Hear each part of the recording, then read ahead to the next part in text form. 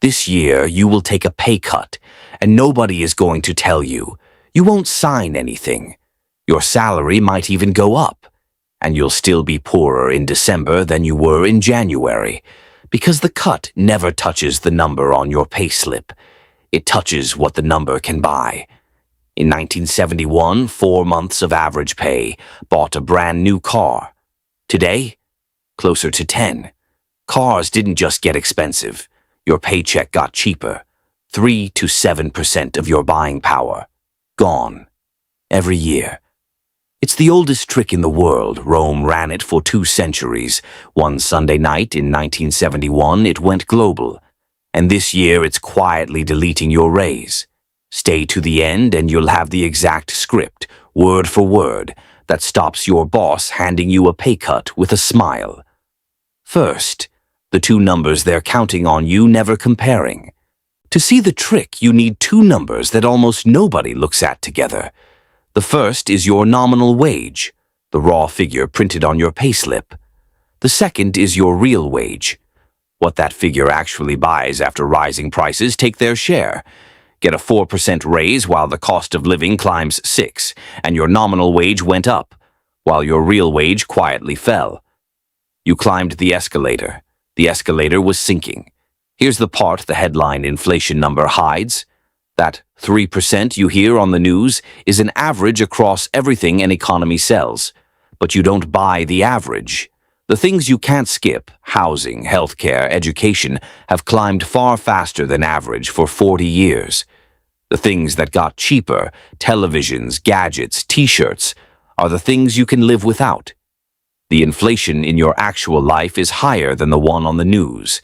Economists call the result purchasing power erosion, which is a very polite way of saying every year you work, your hour buys a little less than it did last year. And this isn't a rounding error. It's a wedge. For 3 decades after World War II, American workers produced more every year, and their real pay rose right alongside it, almost 1 for 1. Produce more, earn more. That was the deal. Then, around 1979, the 2 lines came apart. Productivity kept climbing, up more than 60% since. Real wages, barely 17. Workers kept producing more value than ever. The extra value just stopped landing in their paychecks. Where did it go? To answer that, we have to visit the world's first money printer. It was a furnace. A Roman legionary earned 225 denarii a year. Small silver coins, nearly pure. That number was fixed by law, solid, dependable. And that's exactly what made the scam possible. Rome kept fighting expensive wars, and emperors kept needing money they didn't have. So they found a trick. Melt the coins, add a little cheap bronze, restamp them. Pay the soldiers the same number of coins, each one quietly worth a little less. Nero cut the silver to 93%, Trajan 85%, Marcus Aurelius 75%. By the late 3rd century, the silver denarius was a bronze disc with a silver coating thinner than paint. The merchants noticed. They always notice. Prices didn't rise because wheat was scarce. They rose because the money was fake. And the soldiers paid a number fixed by law, watched that number buy less and less and less. And here's the detail that makes it a perfect crime. No emperor thought he was stealing. Each one shaved just a little, a few percent, 1 war, 1 crisis. Nero's trim was barely noticeable, so was Trajan's. It took 200 years of barely noticeable to turn silver into painted bronze. By 301 AD, the crisis was so bad that Emperor Diocletian tried to outlaw inflation itself. Mandatory maximum prices for everything from wheat to wages enforced by the death penalty. It failed completely. Merchants simply stopped selling, black markets exploded, and Diocletian eventually did what no emperor had done before. He gave up the throne voluntarily and retired to the coast to grow cabbages. Really. He reportedly said his vegetables were more rewarding than the empire.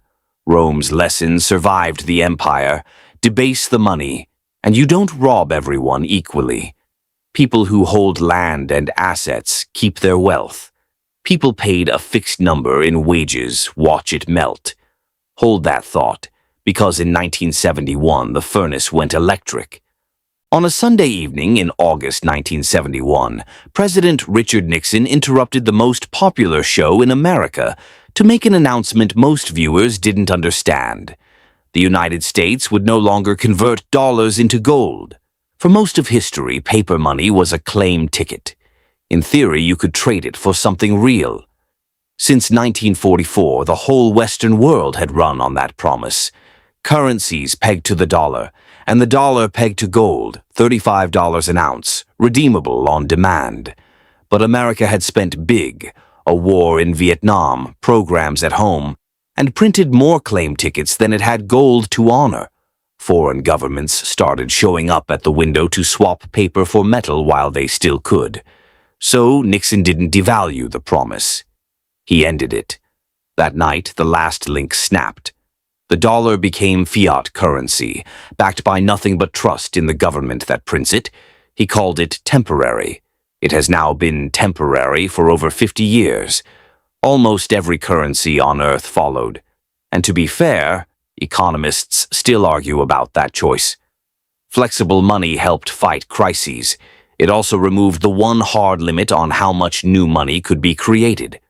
Rome needed a furnace and years of patience. A modern central bank needs a keyboard. And here's the detail that decides who wins and who loses, where the new money lands first.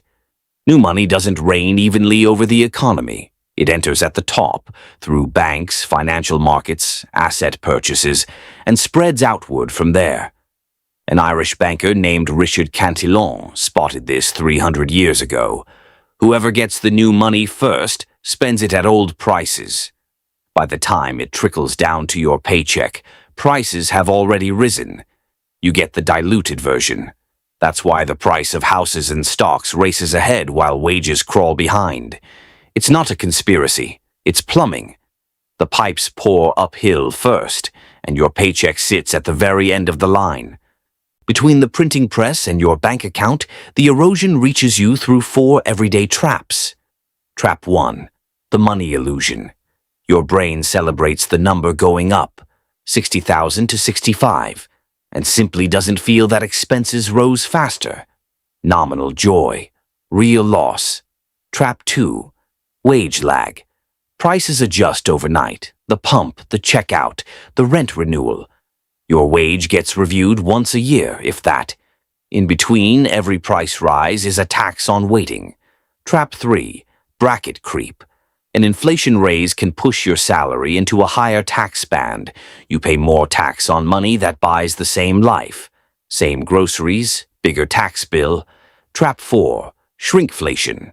Same box, same price, 15% less inside. The chocolate bar with the new, sleeker shape. The crisp packet that's mostly air. The price tag didn't lie. The packaging did, because companies know you track prices, not grams. 4 small leaks. None of them feels like theft on any given day. Now let's watch all 4 hit one person at once. Meet Alex. In 2020, Alex earned $60,000 a year. After tax, that landed as $3,900 a month. Rent and bills took $1,400. Groceries, $500. Car, gas, and insurance, $600. And everything else, phone, clothes, a haircut, the occasional night out, $950. Which left $450. Every single month in the black. Alex was doing everything right. Then Alex got promoted. A $5,000 raise, 65 now. Take home went from $3,900 to $4,150. $250 extra dollars every month. Alex celebrated. New number, new chapter. Now watch what the exact same life costs. Rent and bills, $1,850, up $450. Groceries, $750, up $250. Car, gas, and insurance, $800, up $200. And everything else? Alex actually cut that back from 950 down to 870. Alex didn't move, didn't upgrade, didn't start ordering sushi. Alex lived the exact same life and spent less on themselves doing it. So add it up. 4,150 coming in. 4,270 going out. $120 a month. In the red. 450 a month in savings became 120 a month in deficit. That's a swing of $570 on a $5,000 raise. Alex ends every month poorer than before the promotion. Nobody stole from Alex. No single villain signed anything. The money illusion sold the raise, wage lag delayed the catch-up, bracket creep taxed the difference, and shrinkflation hid the rest. Alex isn't bad at budgeting. Alex is standing at the end of the pipe. And here's what makes it so hard to fight. There's no moment to point at. No single bill that broke the budget. Just 100 small numbers, each one slightly worse than last year, none of them worth a fight on its own. The Roman soldier could at least bite his coin and feel the bronze. Alex's coin looks exactly the same as it always did. It just does less. And Alex is not unusual. Alex is the median. Millions of people are running the same arithmetic every month, reaching the same answer, and concluding the same wrong thing, that they must be bad with money. They're not bad with money. They're being paid in a number that shrinks. So what can you actually do? You can't rewrite monetary policy, but you can stop accepting the invisible cut as if it were weather. 3 moves. Move 1. Measure in real terms. Once a year, compare your raise to the actual cost increase of your life, your rent, your food, your commute. If the raise is smaller, you didn't get a raise. You got a smaller pay cut. Name it that, at least to yourself. Move 2. And this is the one almost nobody does. At your review, never bundle inflation and performance into one vague ask for a raise. Split them into 2 line items. First, a cost of living adjustment. That's not a reward, it's just keeping your existing deal intact. Then negotiate merit on top for the extra value you delivered. Bundle them, and a 5% raise in a 5% year means your performance was valued at exactly 0. Split them, and everyone at the table has to look at that fact. And when you hear the standard raise is 3%, you don't react with anger, and you don't accept a pay cut with a smile. You keep it collaborative but firm on the math. I love working here, and I want to keep delivering at this level. At 3% inflation, a 3% adjustment keeps our original deal even. At 5%, 3% is effectively a 2% pay cut. Since my output grew this year, how do we work together to make sure my actual compensation reflects that growth? Most managers have never once heard the question put that way. It shifts you from asking for a favor to solving a math problem together. And then there's the part that isn't a move at all. Just the pattern this whole story keeps repeating. From the Roman Mint to that Sunday night in 1971 to your payslip this month, debasement never lands evenly. It falls hardest on whoever holds a fixed claim, a coin, a wage, a number somebody promised you, and it barely touches whoever holds the real thing underneath. That is not advice. It's a 2,000-year-old observation, and it is the most consistent finding in the entire story. What anyone does with it is their own business, and frankly, anyone on the internet who is very certain about your money should worry you. But it does explain why the first 2 moves matter so much. Your wage is the one number in this story you are actually at the table for. None of this stops inflation. It just moves you out of the group that pays for it silently. 2 workers, 17 centuries apart. One paid in silver that was quietly turning to bronze. One paid in numbers that quietly buy less every year. Neither was lazy, neither was careless. Both were paid a number, while the value behind it drained away. Your paycheck isn't just a number. It's a claim on the real world, and claims need defending.